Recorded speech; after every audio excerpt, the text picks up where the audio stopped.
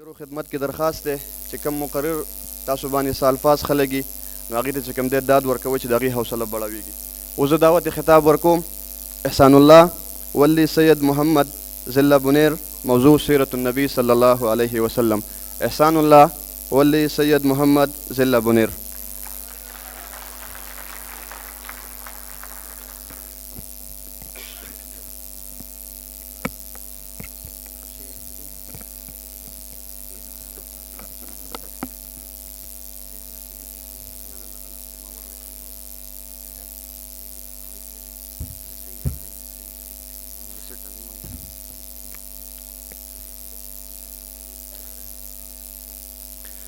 الحمد لله وحده والصلاة والسلام على من لا نبي بعده ولا رسول بعده.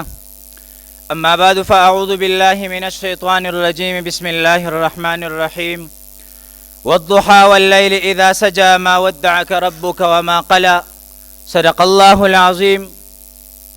قالت عائشة رضي الله تعالى عنها: لنا شمس وللآفاق شمس وشمسي خير من شمس السماء، فإن الشمس تطلع بعد فجر وشمسي طالع بعد العشاء، أفلت شموس الأولين وشمسنا أبدا على أفق العلا لا تغرب.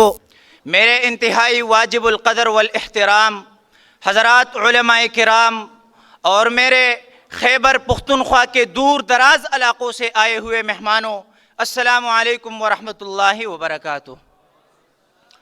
آج میں اپنے موضوع کا آغاز سرور کونین، ساقی کوثر، شافعی محشر، تاجداری ختم نبوت، عبداللہ کے لختی جگر، آمنہ کی نوری نظر، سید البشر، محبوبی کبریا، احمدی مجتبہ، محمدی مصطفیٰ صلی اللہ علیہ وسلم کے نام گرامی سے کرتا ہوں. سامعین گرامی، آج میں آپ کے سامنے اس یتیم بچے کا تذکرہ کرتا ہوں جس کے سر سے پیدائش سے پہلے ہی باپ کا سایہ اٹھ چکا تھا، اور جب وہ اپنی ماں آمنہ کے گودے اطہر میں آتا ہے تو آمنہ سوچ و فکر کے گہرے سمندر میں ڈوب جاتی ہے اور آنسو جاری ہو جاتی ہے، اور بار بار یہ خیالات ستاتا ہے کہ کاش اگر آج عبداللہ زندہ ہوتے تو اسے دیکھ کر خوش ہوتے، کاش اگر آج عبداللہ زندہ ہوتے تو اس کے رخسار کو چومتے، کاش اگر آج عبداللہ زندہ ہوتے تو اس کا ہاتھ پکڑ کر چلا کرتے، کاش اگر آج عبداللہ زندہ ہوتے تو اپنے بیٹے کو ہمراہ لے کر طواف کرتے. پھر رب کائنات کی رحمت کو جوش آتا ہے اور میرا رب فرماتا ہے: اے آمنہ، تم اپنے اکلوتے بیٹے کے مستقبل کے بارے میں کیوں فکر مند ہوتی ہے؟ اگر اس کا باپ نہیں جو اسے دیکھ کر خوش ہوتا تو کیا ہوا؟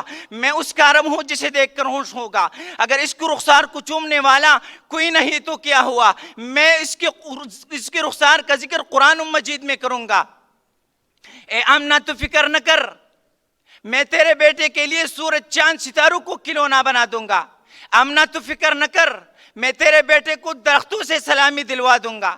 آمنہ، تو فکر نہ کر، اگر یہ تیرا بیٹا امامت کرنا چاہے تو تمام انبیاء کا امام بنا دوں گا.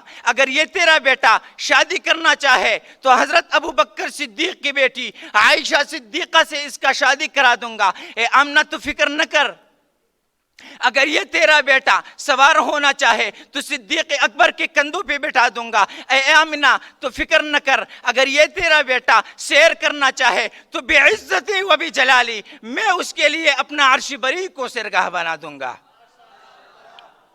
اس لیے تو شاعر کہتا ہے کتاب فطرت کے سر ورق پہ جو نام احمد رقم نہ ہوتا تو نقش ہستی ابھر نہ سکتی. وجود لوح و قلم نہ ہوتا، زمین نہ ہوتی، فلک نہ ہوتا، عرب نہ ہوتا، عجم نہ ہوتا، یہ محفل کن فکا نہ ہوتی اگر وہ شاہ امم نہ ہوتا.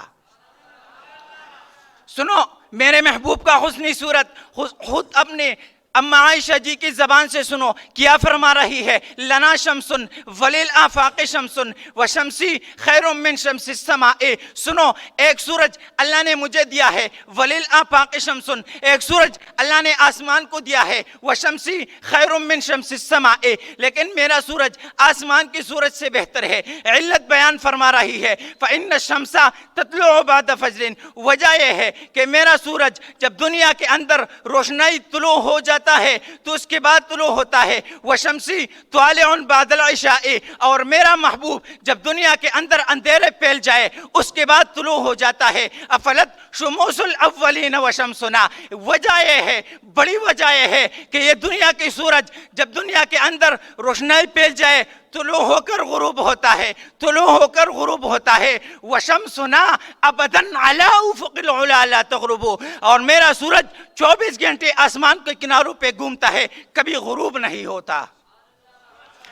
وقت کے نزاکت کے پیش نظر میں اپنے تقریر کو ان چند اشعار پہ ختم کرنا چاہتا ہوں. چنانچہ شاعر کہتا ہے، بأبي وأمي ناطق في لفظه ثمن تباع به القلوب وتشترى. ما إن مدحت محمدا بمقالتي لكن مدحت مقالتي بمحمد وما علينا إلا البلاغ والسلام.